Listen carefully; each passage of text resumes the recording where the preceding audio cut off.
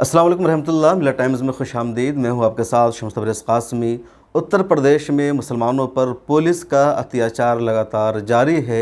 बग़ैर जुर्म साबित हुए अदालत में सफाई देने का मौका दिए बग़ैर, किसी तरह का जजमेंट सुनाए बग़ैर ही पुलिस फ़ैसला सादिर कर रही है और मुसलमानों के घरों पर बुलडोज़र चला रही है। उन मुसलमानों का जुर्म क्या है ये भी पता नहीं है। और इस मामले में एक बड़ा मामला सामने आया है कि JNU की छात्रा अफरीन फ़ातिमा के घर पर इलाहाबाद पुलिस ने बुलडोज़र चला दिया है। उनके घर के कई सारे हिस्सों को तोड़ दिया है।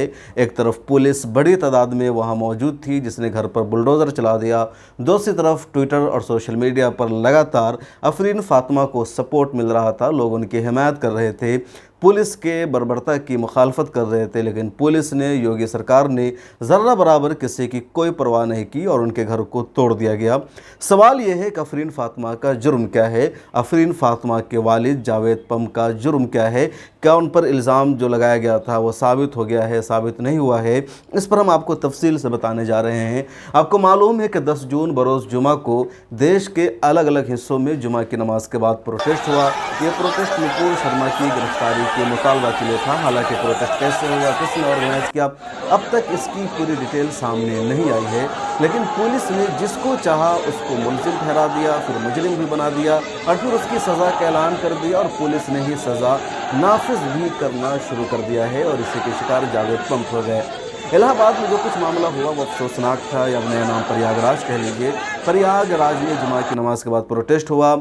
मुसलमानों की तरफ से पुलिस पर पथराव हुआ, पुलिस ने भी मुसलमानों पर पथराव किया। वीडियो पूरी दुनिया ने देखा।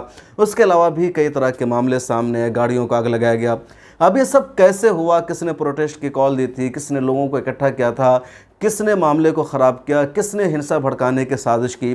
पुलिस ने इन सब की कोई तहकीक नहीं की, पुलिस ने इन सब की कोई तफ्तीश नहीं की और सीधे सीधे जावेद पम को इन सब का मुलजिम करार दिया गया। जावेद पम वेलफेयर पार्टी ऑफ इंडिया से भी ताल्लुक़ रखते हैं और उसके बाद पुलिस ने उनको मुलजिम करार देने के बाद मुजरिम भी करार दे दिया। पुलिस की जो बाइट सामने आई है उसमें साफ तौर पर पुलिस का कहना है कि वो लोगों को वर्गलाता था, इस तरह की बातें करता था, इसलिए हो सकता है उसने किया हो। पुलिस के पास खुद उनकी बातों से लग रहा था कि पुख्ता सबूत नहीं है। इसके बावजूद पुलिस ने जावेद पम को मुलजिम करार दे दिया और उसके अगली ही सुबह पुलिस ने उसको मुजरिम करार देने का ऐलान कर दिया और कहा उनके घर को बुलडोज़र से तोड़ा जाएगा। और आज यानी 12 जून की सुबह सुबह पुलिस ने उनके घर पर एक नोटिस चस्पा कर दिया जिसमें कहा गया कि 11 बजे तक इस घर को खाली कर दिया जाए, इस पर बुलडोज़र चलाया जाएगा। ये नोटिस प्रयागराज डेवलपमेंट अथॉरिटी की तरफ से चस्पा की गई थी जिसमें घर को खाली करने का हुक्म दिया गया था और 11 बजे तक का ही टाइम दिया गया था। और बिल आखिर उस घर पर पुलिस पहुंची, बुलडोज़र के साथ पहुंची, बड़ी तादाद में पुलिस वहां पहुंची।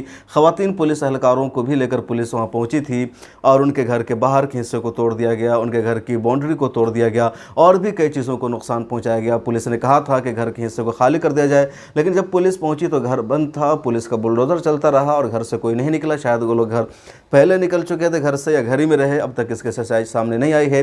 अफरीन फ़ातिमा JNU की जो छात्रा रही है और CA मूवमेंट में एक नुमाया किरदार अदा किया था, एक चेहरा बन करके उभरी थी, उसके पर्सनल रूम को भी नुकसान पहुंचाया गया, उसकी किताबों को भी मुंतशिर कर दिया गया। एक वीडियो, एक तस्वीर भी वायरल हो रही है जिस फ्रेम में अफरीन फ़ातिमा की तस्वीर है।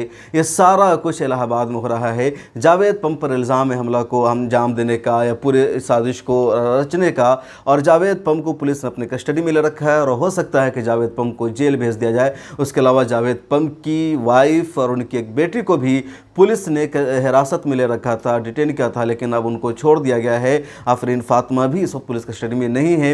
ये पूरा मामला हो रहा है। दूसरी तरफ लोग कह रहे हैं कि पुलिस जो कुछ कर रही है वो जुल्म है, अत्याचार है, नाइंसाफ़ी है, ऐसा नहीं होना चाहिए। असदुद्दीन ओवैसी ने भी अफरीन फ़ातिमा के सपोर्ट में ट्वीट किया और ऐसे कई लोगों ने ट्वीट करके बताया कि जो कुछ हो रहा है अफसोसनाक है। एक तो ये मामला है और दूसरी तरफ उत्तर प्रदेश में जो अपोजिशन पार्टियां हैं जिनको मुसलमान सपोर्ट करते हैं वो आज मुसलमानों के मामले पर चुप हैं, खामोश है, कुछ भी नहीं बोल रहे हैं। लोग कह रहे हैं, जब सोशल मीडिया पर इस तरह की बातें लिखी जाती है तो कहते हैं कि मुसलमानों ने पुलिस पर पथराव किया इसलिए पुलिस बदला ले रही है, पुलिस कार्रवाई कर रही है।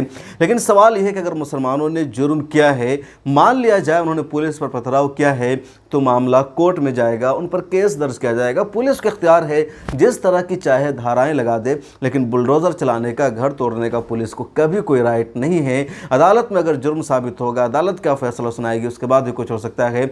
लेकिन वीडियोज़ में तो पुलिस को भी पत्थर मारते हुए देखा जा रहा है। इस पर कौन सवाल पूछेगा, इस पर कौन एक्शन लेगा, इस पर कौन कार्रवाई करेगा, ऐसा कुछ नहीं हो रहा है। और सबसे बड़ा सवाल यही है कि अपोजिशन पार्टियां उत्तर प्रदेश में चुप है। अखिलेश यादव ने अपने तमाम प्रवक्ताओं के बोलने पर पाबंदी लगा दी है। कांग्रेस पार्टी चुप है, इधर बहुजन समाजवादी पार्टी चुप है, छोटी छोटी पार्टियां भी चुप है, कुछ लोग हैं जो बोल रहे हैं। और एक और बात कि जिसकी वजह से पूरा मामला हुआ, जिसकी वजह से हिंसा भड़की, लोग सड़कों पर प्रोटेस्ट कर रहे हैं, वो है नुपुर शर्मा और नवीन कुमार जिंदाल। इन दोनों की अब तक गिरफ्तारी अमल में नहीं आई है। एक रिपोर्ट के मुताबिक अब तक 305 लोगों को उत्तर प्रदेश के मुख्तलिफ शहरों और इलाकों से गिरफ़्तार किया जा चुका है।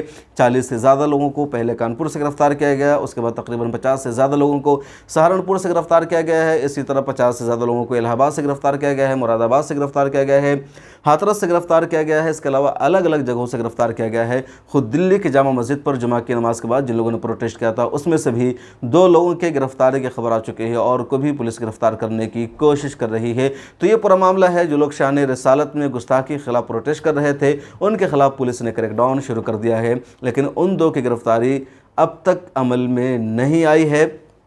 इस वीडियो में इतना ही, मजीद अपडेट हम आपको देंगे। आपसे रिक्वेस्ट है कि मिलत टाइम्स को फाइनेंशियली सपोर्ट कीजिए और मिलत टाइम्स को सोशल मीडिया के सभी अकाउंट्स पर फॉलो कीजिए।